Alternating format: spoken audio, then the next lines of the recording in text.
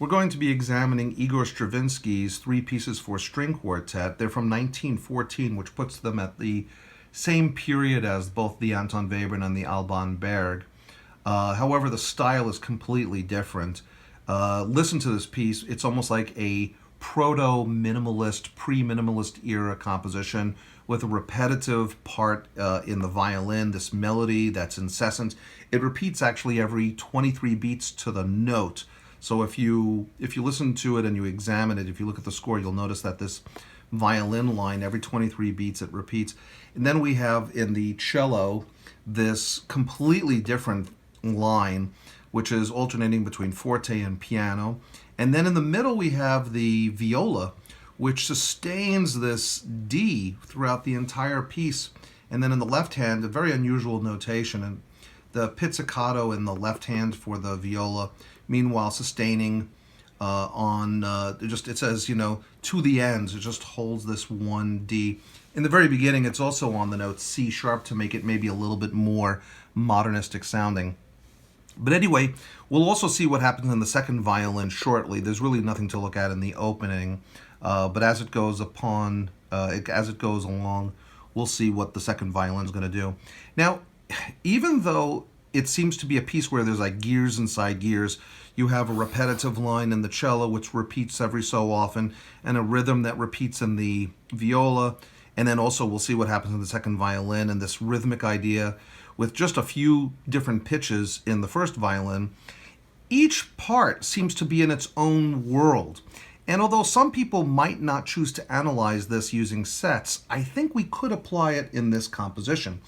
It shows really very clearly how each area, each part, exists in its own realm. He chooses the pitches very carefully so that there's a little bit of overlap, and at the same time they also exist independently of one another. If you look at this opening violin line, all we have is G, A, B, and C, which is best written as C, B, A, and G. 0, 1, 3, 5. That's it. That's the entire violin part for the whole composition.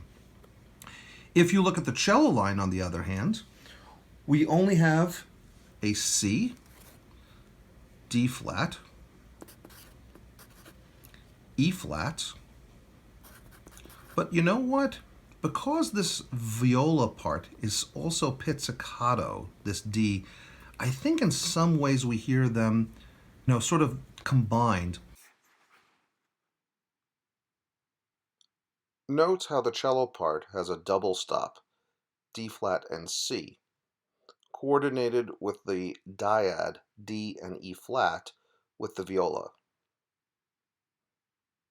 I think this solidifies our analysis of the two dissonant intervals as belonging to one idea.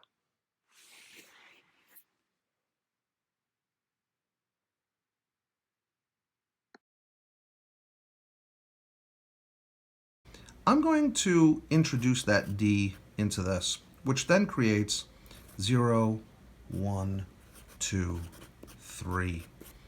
A total chromatic line. And it's symmetrical, right? It works one way or the other, and it's exactly the same thing.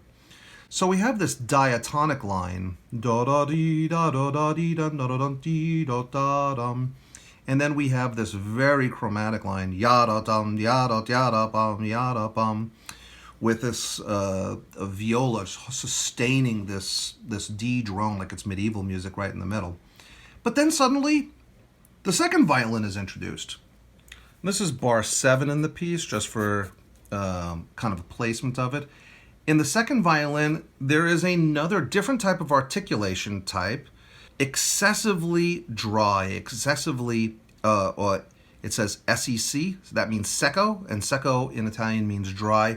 So it's this very aggressive, fortissimo, combative line that's not really almost like a counterpoint to what's happening in the first violin, but almost an antithesis of what's happening in the first violin. It's this interruptive figure, and it's the one figure in the piece that has no easy way of knowing when it's going to come in. It's as minimalistic as this piece is, and as much repetition as you see in all of the other parts, almost like it's a mechanical clock or a hurdy-gurdy, one of those types of things, or a music box.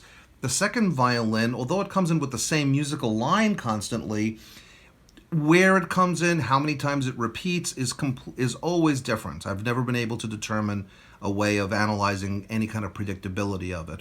Nonetheless, when you look at the material of it, though, we have F sharp, E, D sharp, C sharp.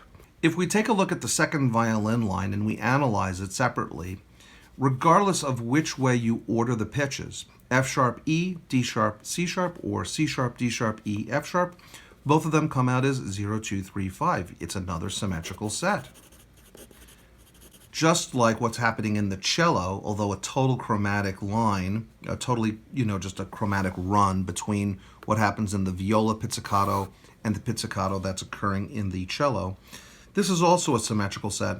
And there's some overlapping in terms of pitch material. You have D flat and E flat in the cello, which is spelled C sharp and D sharp in the second violin. The first violin seems to be completely separate from both of them, with the exception of the C, the lowest note, the open string on the cello. So there's some connectivity and a lot of separation between each of them. So this whole piece is generated out of three different ideas. The first violin idea, which we talked about on the first page as being 0, 1, 3, 5. The second violin line, which is 0, 2, 3, 5. And the cello / viola line, which is 0, 1, 2, 3.